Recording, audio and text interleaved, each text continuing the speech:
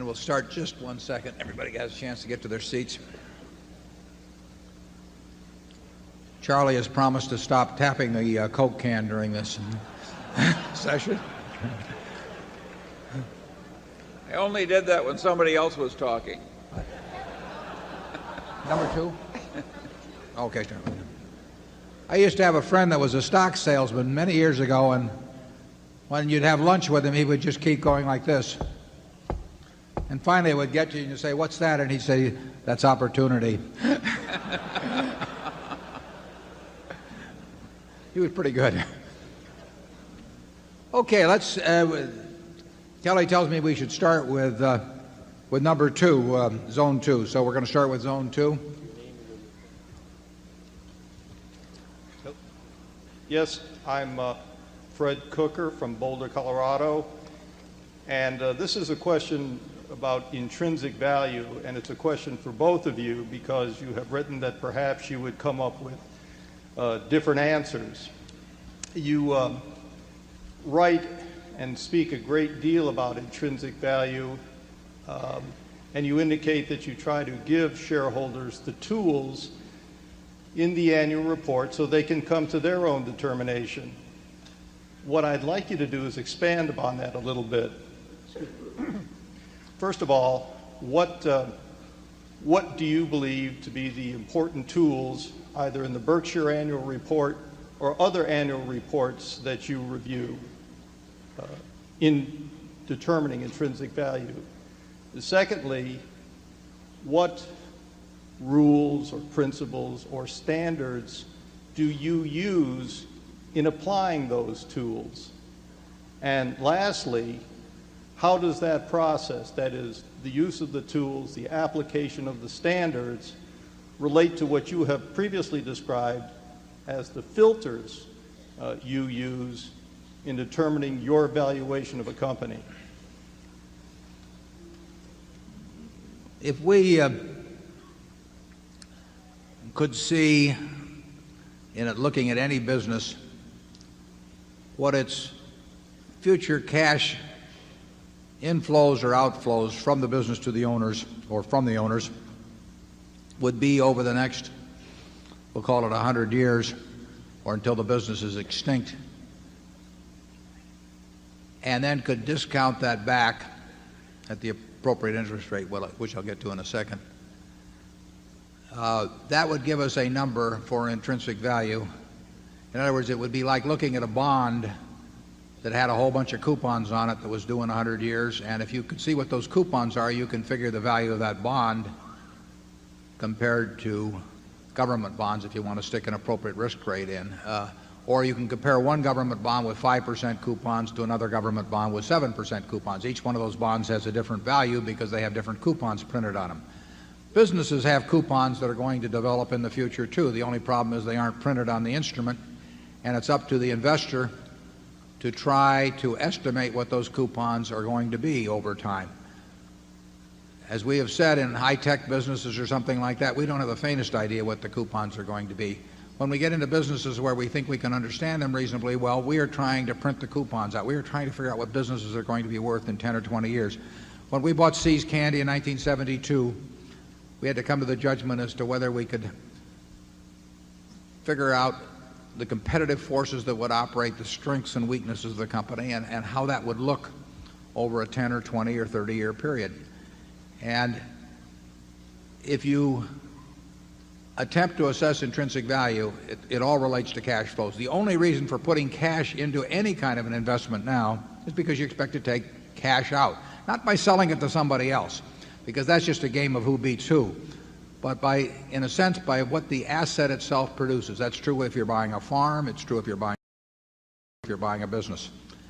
And the filters you described, there are a number of filters which say to us, we don't know what that business is going to be worth in 10 or 20 years, and we can't even make an educated guess.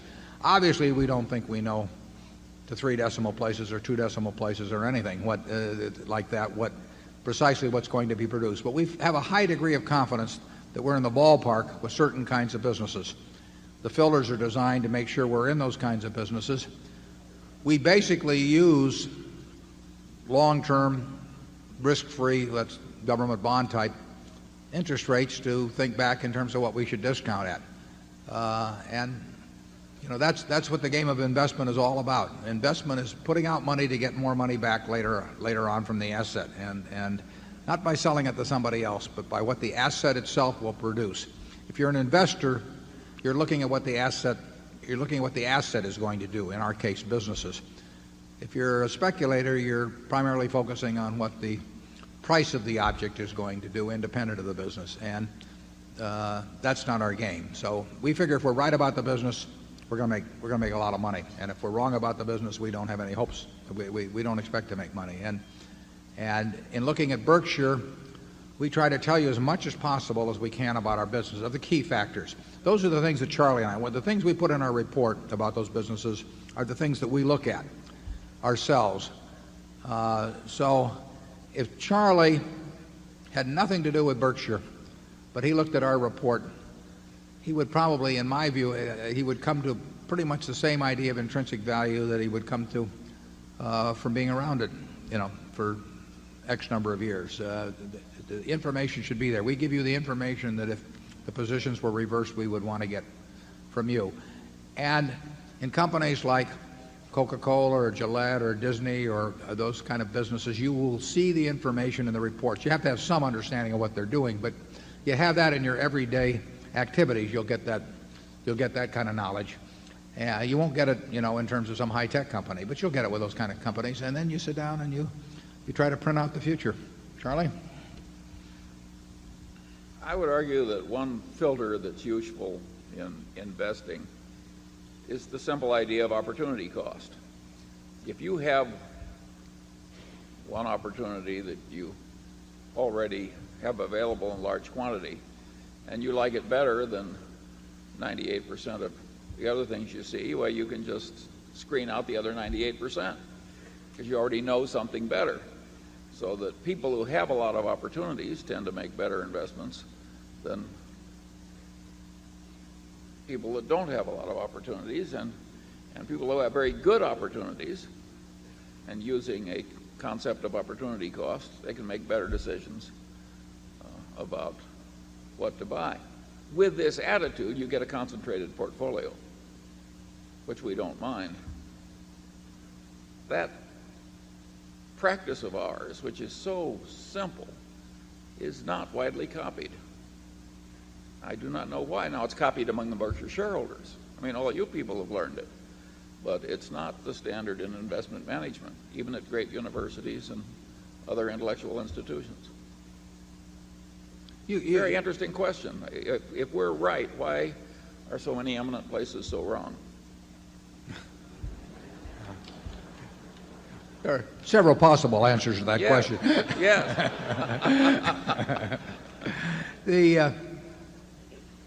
The attitude, though, I mean, if somebody shows us a business, the first thing goes through our head is, would we rather own this business than more Coca-Cola?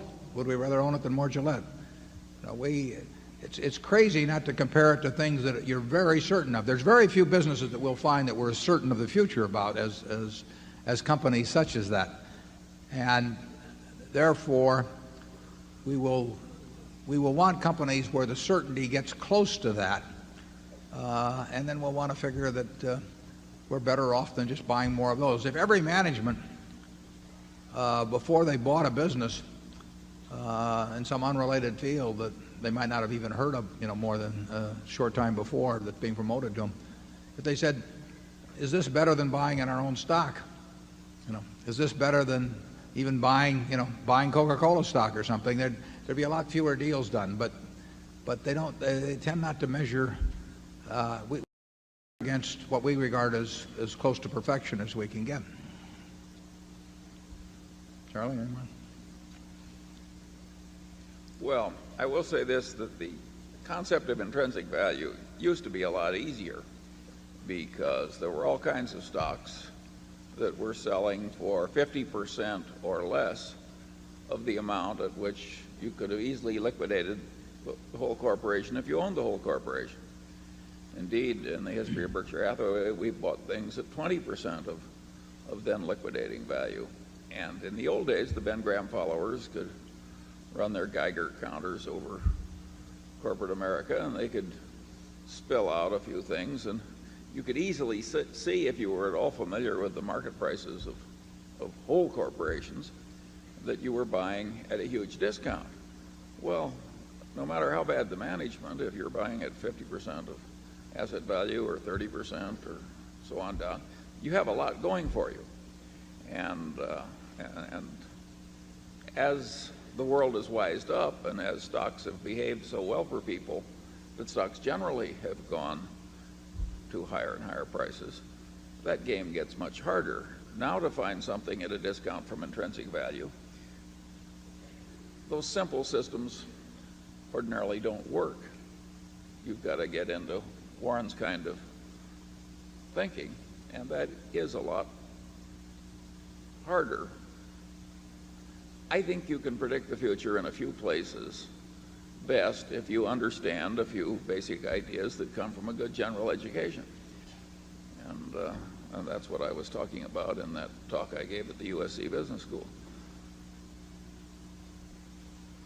In other words, Coca-Cola is a simple company if it's stripped down and analyzed in terms of some elemental forces. It's not hard to understand Costco either. You know, I mean, there are certain fundamental models out there that do not take. You don't have the kind of ability that quantum mechanics requires. You just have to know a few simple things and really know them. Charlie talks about liquidating value. He's not talking about closing up the enterprise, but he's talking about what somebody else would pay for that stream of cash too. I mean, if you could have looked at a collection of television stations owned by a Cap Cities, for example, in the early to 1974, and it would have been worth, we'll say, 4 times what the company was selling for. Not because you'd closed the stations, but just their stream of income was worth that to somebody else. It's just that the marketplace was very depressed, although, like I say, on a negotiated basis, you could have gone and sold the properties for 4 times what the company was selling for, and you got wonderful management. And I mean, those things happen in markets. They will happen again. But part of investing and calculating intrinsic values is if you get the wrong answer when you get through. In other words, if it says don't buy, you can't buy just because somebody else thinks it's going to go up or because your friends have made a lot of easy money lately or anything of the sort. You have to be able to walk away from anything that doesn't work, and very few things work these days. You also have to walk away from anything you don't understand, which in my case is a big handicap. But you would agree, wouldn't you, Warren, that it's much harder now? Yeah, but I would also agree that almost at any time over the last 40 years that we've been up on a podium, we would have said it was much harder in the past, too. But it is harder now. It's way harder. But part of it being harder now, too, is the amount of capital we run. I mean, if we were running $100,000, our prospects for returns would be, and we really needed the money, our prospects for return would be considerably better than they are running Berkshire. It's very simple. Our universe of possible ideas would expand by a huge factor. We are looking at things today that, by their nature, a lot of people are looking at, and there were times in the past when we were looking at things that very few people were looking at. But there were other times in the past when we were looking at things where the whole world was just looking at them kind of crazy, and that's a decided help.